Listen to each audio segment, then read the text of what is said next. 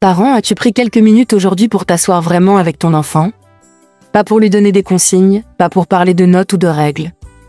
Juste pour l'écouter, pour le regarder dans les yeux et lui montrer qu'il compte vraiment. La rentrée peut être excitante, mais aussi stressante pour ton enfant. Aujourd'hui, je vais te guider pas à pas pour un tête-à-tête qui peut transformer sa rentrée et renforcer votre lien pour toute l'année. La rentrée scolaire n'est pas seulement un moment pour acheter des cahiers et des fournitures. C'est un moment où ton enfant a besoin d'être vu, entendu et compris. Et toi, en tant que parent, tu as un rôle puissant.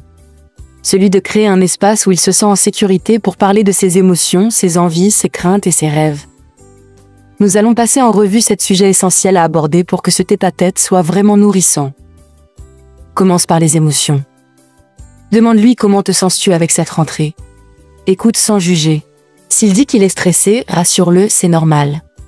S'il est excité, encourage son enthousiasme.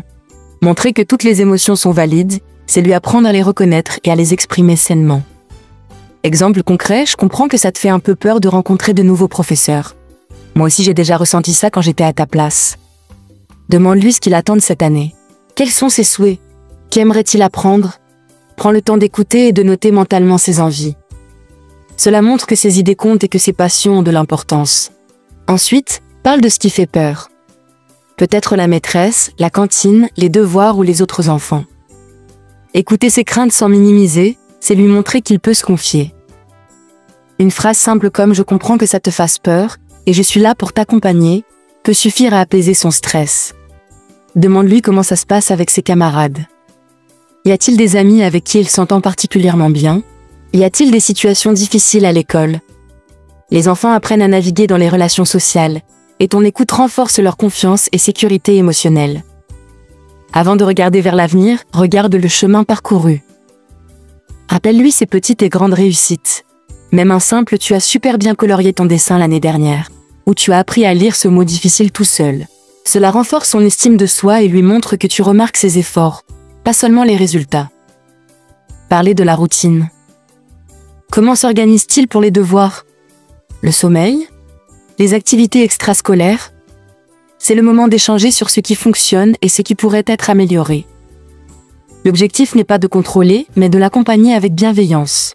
Terminer sur les rêves et les envies. Qu'a-t-il envie de découvrir, créer ou apprendre cette année?